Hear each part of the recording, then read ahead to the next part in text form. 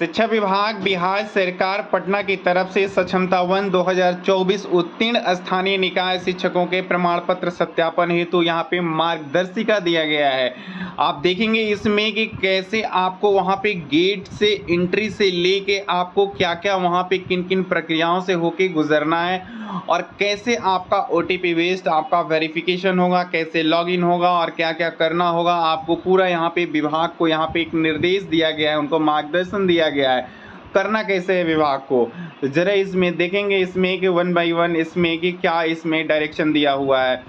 इन्होंने ये कह रहे हैं कि यहाँ पे जो सक्षमता परीक्षा 1 में जो उत्तीर्ण स्थानीय निकाय का जो अभ्यर्थियों का प्रमाण पत्र का जो वेरिफिकेशन और सत्यापन होगा,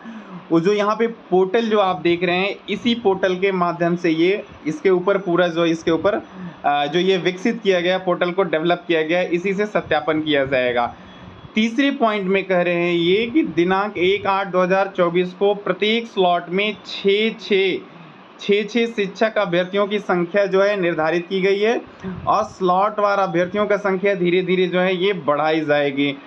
4 पॉइंट में कह रहे हैं कि काउंसलिंग के प्रारंभिक तिथियों में प्रत्येक जिला में न्यूनतम 2 काउंटर और अधिकतम जो है 5 काउंटर निर्धारित किया गया है। यानी हर जिले में जो वेरिफिकेशन जहाँ पे जो काउंटर जो बनाए गए हैं वहाँ पे आप कम से कम 2 और अधिकतम मैक्सिमम जो है 5 काउंटर जो है वहाँ पे निर्धारित किया गया है। इसके अतिरिक्त अभ्यर्थियों की उपस्थिति दर्ज करने हेतु 1 काउंटर रहेगा। यानी यहाँ पे उपस्थिति को दर्ज करने के लिए भी जो 1 काउंटर यहाँ पे रहेगा। नेक्स्ट जो पॉइंट में कह रहे हैं ये कि प्रत्येक काउंटर जो है उपस्थिति काउंटर सहित यानी के लिए नामित पदाधिकारी कर्मी का नाम, पदनाम या मोबाइल नंबर जो है ये करेंगे सॉफ्टवेयर पे जो है उसको प्रविष्टि करना अनिवार्य है। उनका जो है मोबाइल नंबर और अधिकृत जो पदाधिकारी और कर्मी उनका मोबाइल नंबर डालेंगे ताकि वो OTP जाएगा और OTP बेस से ही जो है सॉफ्टवेयर में जो है वो लॉगिन कर पाएंगे ये। फिर ये 6 पॉइंट्स में कह रहे हैं कि जो ये विभागीय जो आदेश जो दिए थे 16/7/2024 के जो कंडिका 8 के तहत जो है 3 सदस्यीय टीम का जो है गठन यहाँ पे होना था और उस गठन जो गठित टीम में जो मेंबर जो सदस्य जो होंगे उनका नाम, पदनाम, मोबाइल नंबर सॉफ्टवेयर में जो है प्रविष्ट करना है। फिर नेक्स्ट ये कह रहे हैं कि जो यहाँ पे 5 एवं 6 में जो है वर्णित जो पदाधिकारियों और कर्मी के उनका जो विवरण जो प्रविष्टि हेतु जिला शिक्षा पदाधिकारी को अधिकृत जो है किया जाता है और जिला शिक्षा पदाधिकारी अपने यूज़र ID से OTP आधारित लॉगिन कर उक्त विवरण की जो है प्रविष्टि करेंगे। 8वें पॉइंट में कह रहे हैं कि सॉफ्टवेयर के माध्यम से तिथिवार स्लॉटवार अभ्यर्थियों की संख्या का निर्धारण मुख्यालय स्तर से किया गया है। यानी जो सॉफ्टवेयर के माध्यम से ही जो डेट और स्लॉट जो अभ्यर्थियों की और संख्या का जो निर्धारण जो किया गया है वो मुख्यालय स्तर से किया गया है। प्रत्येक स्लॉट के लिए चयनित अभ्यर्थियों को उनके पंजीकृत मोबाइल नंबर पर SMS के माध्यम से सूचना दे दी जाएगी। साथ ही शिक्षा कोष पर यह भी सूचना प्रदर्श होगी और इसके अतिरिक्त तिथिवार स्लॉटवार निर्धारित अभ्यर्थियों की सूची विभागीय वेबसाइट पर भी देखा जा सकता है। यानी पंजीकृत मोबाइल नंबर पे जो है आपके SMS के माध्यम से भी सूचना दिया जाएगा। इस शिक्षा कोष पर भी ये सूचना ये रहेगा ये उपलब्ध और इसके अतिरिक्त जो है तिथिवार और स्लॉटवार जो है निर्धारित जो अभ्यर्थियों की जो सूची यानी इनका डिटेल्स जो है विभागीय शिक्षा विभाग के विभागीय वेबसाइट पर भी इसको देखा जा सकता है। यानी 3 तरह से आपको ये सूचना को प्रदर्शित करने के लिए जो है यहाँ पे ये सुविधा दी गई है। 9वें में कह रहे हैं कि प्रत्येक अभ्यर्थी को प्रमाण पत्र सत्यापन हेतु निर्धारित समय के 30 मिनट पूर्व सत्यापन केंद्र पर पहुंचना अनिवार्य है। अगर आप सत्यापन के लिए आपका डेट और टाइम जो निर्धारित किया गया है उस डेट और टाइम से आपको 30 मिनट जो है आपको पूर्व जो है सत्यापन केंद्र पर पहुंचना अनिवार्य होगा। ध्यान रखिएगा जो आपको टाइम जो स्लॉट जो निर्धारित किया जाएगा। और यहाँ पे कह रहे हैं कि 10वें नंबर पे कि जिला द्वारा सत्यापन केंद्र पर प्रत्येक तिथि को स्लॉटवार काउंटरवार आवंटित अभ्यर्थियों की सूची सॉफ्टवेयर के माध्यम से प्रिंट कर अवलोकनार्थ चस्पा किया जाएगा। यानी जिस जगह आपका जो है ये वेरिफिकेशन का काम होगा, जिस जगह काउंसलिंग का ये कार्य होगा, वहाँ पे जो है स्लॉट वार और काउंटर वार यानी किस काउंटर पे कौन से स्लॉट में जो है आवंटित किया गया है उन अभ्यर्थियों की सूची जो है सॉफ्टवेयर के माध्यम से जो इनको वो प्रिंट कर लेंगे और प्रिंट करके अवलोकनार्थ जो इसको चस्पा किया जाएगा प्रत्येक केंद्र पे। फिर ये कह रहे हैं कि 11वें में कि जिला प्रत्येक काउंटर के लिए कंप्यूटर, इंटरनेट सही प्रिंटर यानी ये वहाँ के लिए मानव बल के लिए जो है वहाँ पे कैसे उसको प्रशिक्षित करना है, क्या करना है, दो जो है इसमें ये उसके लिए विभाग को इसमें ये इसको कार्रवाई करना है। यहाँ पे 12 नंबर में ये कह रहे हैं कि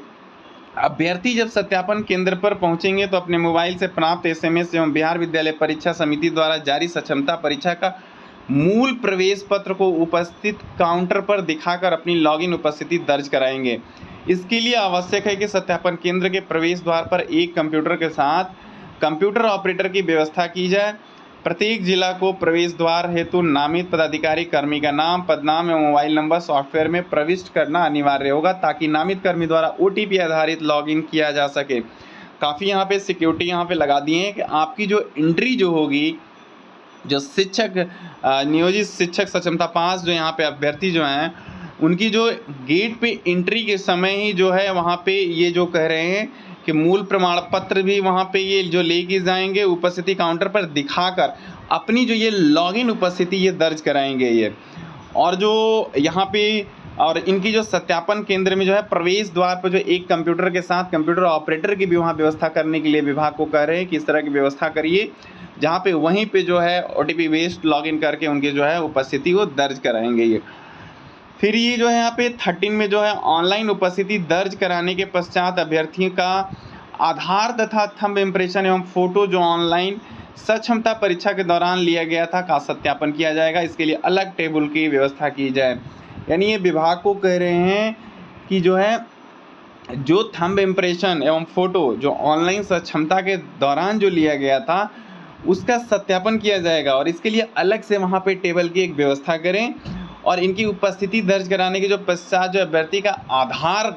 का भी जो है यहाँ पे इनका वेरिफिकेशन होगा, यानी आधार का जो थंब वहाँ पे जो लगाएंगे उसके वेरिफिकेशन भी कराएंगे ये।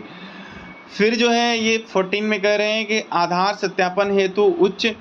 माध्यमिक विद्यालयों में अधिष्ठापित कम से कम 2 आधार मशीन ऑपरेटर प्रत्येक सत्यापन केंद्र पर अधिष्ठापित किया जाएगा। साथ ही ऑनलाइन सक्षमता परीक्षा के दौरान लिए गए थंब इम्प्रेशन एवं फोटो के मिलान हेतु बिहार विद्यालय परीक्षा समिति द्वारा चयनित संस्थान से प्राप्त कम से कम 2 टैब प्रत्येक सत्यापन केंद्र पर जो है उपलब्ध रहना चाहिए। यानी ये रिसोर्स कर रहे हैं वहाँ पे ये उपलब्ध होना चाहिए उनके जो है मिलान कराने के लिए फ़ोटो और थंब के लिए। 15 में जो है अभ्यर्थी आधार सत्यापन तथा थंब इम्प्रेशन एवं फोटो मिलान के पश्चात आवंटित काउंटर पर अपने प्रमाण पत्रों के सत्यापन के लिए उपस्थित होंगे। और उल्लेखनीय है कि आधार एवं थंब इम्प्रेशन दोनों अथवा दोनों में से किसी एक के मैच नहीं होने की स्थिति में संबंधित अभ्यर्थी का काउंसलिंग संभव नहीं है। बहुत ही काफ़ी यहाँ पे जो है सिक्योरिटी को डेवलप किया गया है। यानी जो है आधार का थंब इम्प्रेशन और जो परीक्षा जब देने के दौरान जो है वहाँ पे जो उनका जो थंब जो लिया गया था, यानी अभ्यर्थी आधार सत्यापन तथा थंब इम्प्रेशन एवं फोटो मिलान के पश्चात जो है आवंटित काउंटर पर अपने प्रमाण पत्रों के सत्यापन के लिए उपस्थित होंगे।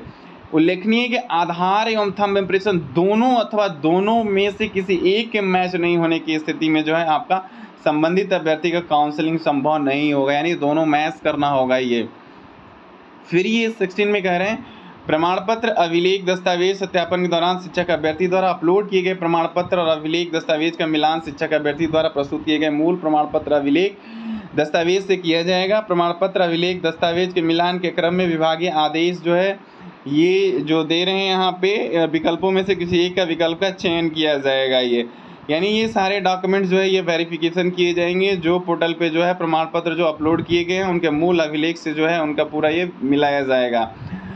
फिर यहाँ पे प्रमाण पत्र अभिलेख दस्तावेज मिलान के क्रम में यदि कोई प्रमाण पत्र अभिलेख दस्तावेज संदेहास्पद पाया जाता है यानी डाउटफुल अगर पाया जाता है तो इसके लिए सॉफ्टवेयर के ड्रॉप डाउन में, यानी ये विभाग को कह रहे हैं ऐसी इसमें एक व्यवस्था दी गई है जिसमें आप चयन करके आप उसको जो है ऑप्शन को सेलेक्ट करके उसके ऊपर आपको कंप्लेंस करना है, यानी उसका मूल कारण भी वहाँ पर अंकित करना होगा। ये विभाग के लिए डायरेक्शन दे रहे हैं। 17 में जो कह रहे हैं संबंधित अभ्यर्थी के सभी प्रमाण पत्र अभिलेख दस्तावेज के मिलान सत्यापन के उपरांत सॉफ्टवेयर के स्क्रीन पर अंकित फाइनल सबमिट बटन को क्लिक किया जाएगा। सबमिट बटन पे यहाँ पे फिर क्लिक करेंगे। इसका पूरा प्रोसीजर बताया है, करना कैसे है ये। 18 में भी जो है अभ्यर्थी प्रमाण पत्र अभिलेख जो है दस्तावेज सत्यापन संबंधी स्थिति के विवरण को सॉफ्टवेयर के माध्यम से 2 प्रतियों में ही जो है ये प्रिंट किया जाएगा, जिस पर संबंधित अभ्यर्थी काउंटर हेतु नामित पदाधिकारी कर्मी एवं जिला स्तर पर गठित सदस्य जो समिति के जो किसी एक सदस्य का हस्ताक्षर होना अनिवार्य होगा। एक हस्ताक्षरित प्रति शिक्षक अभ्यर्थी लेकर जाएंगे, जबकि दूसरी प्रति हस्ताक्षरित प्रति कार्यालय द्वारा सुरक्षित रखी जाएगी। ध्यान रखिएगा, जब आपका अभ्यर्थीवार प्रमाण पत्र का जब अभिलेख और दस्तावेज के सत्यापन संबंधी जो स्थिति के विवरण को जो है सॉफ्टवेयर के माध्यम से 2 प्रतियों में प्रिंट किया जाएगा। एक जो है शिक्षक अभ्यर्थी को दिया जाएगा, दूसरा जो है कार्यालय उसे अपने लिए सुरक्षित रख लेगा ये। और 19 नंबर में जो है ये कह रहे हैं कि अभ्यर्थियों द्वारा जो है स्वप्रमाणित कर दिया जाएगा के साथ अभ्यर्थी के सत्यापन संबंधी हस्ताक्षरित विवरण को जो है टैग कर सील बंद बक्से में जो है रखा जाएगा। यानी जो सभी जो प्रमाण पत्र जो अभिलेख जो दस्तावेज हैं जो अभ्यर्थी द्वारा उसको सेल्फ अटेस्टेड जो है उसको कर दिया जाएगा। करके जो है उस अभ्यर्थी को जो है सत्यापन वेरिफिकेशन संबंधी जो हस्ताक्षरी जो विवरण को जो टैग करके उसको बंद बक्से में उसे सील करके उसको रखा जाएगा। ये जो है डायरेक्शन जो है इसमें जो विशेष जो मुझे जो आपको लगा कि अपने जो है अंगूठी का जो वहाँ पे थंब इम्प्रेशन में जो सबसे ज़्यादा जो समस्याएं जो तंबाकू वगैरह जो लोग खाते हैं जो घिसते हैं उनके साथ समस्याएं बहुत आती है। तो इस चीज़ को आप ध्यान रखिएगा, कम से कम आप 2-3 दिन ना ही खाएं तो अच्छा है। अपने जो फ़िलहाल जो है अपने जिस थंब को आप लगाएं उस थंब को आप अच्छे से आप उसको कम से कम क्लीन रहने दें और उसका ख्याल रखें अभी 2-3 दिन, ताकि आप लोगों के साथ समस्याएँ ना आए। तो ये जो विशेषकर इसके ऊपर बहुत काफ़ी आप फोकस करिएगा और अपने वो जो पंजीकृत मोबाइल नंबर है उसके ऊपर SMS वगैरह चेक कर लेंगे आप लोगों का आ रहा है कि नहीं आ रहा है, रिचार्ज उसमें है कि नहीं है। ये सब सारी चीज़ें आप अपने लेवल का जो चीज़ें हैं उसको आप सही रखेंगे, ताकि ये OTP बेस्ड जो है वेरिफिकेशन होना है, थंब इम्प्रेशन होना है, आधार का भी होना है उसमें। तो सारी चीज़ें जो इसके ऊपर जो आप देख रहे हैं जो क्या-क्या चीज़ों के ऊपर जो कार्रवाई होनी है, तो आप अपने दोस्त मित्रों को आप शेयर कर दीजिए कि क्या होना है विभाग के तरफ से ये, और क्या शिक्षक अभ्यर्थियों के तरफ से उसकी तैयारी करके किस तरीके से जानी है जो समस्याएं ना आए ये। फिर मिलते हैं एक नेक्स्ट वीडियो में एक नई जानकारी के साथ, तब तक के लिए नमस्कार।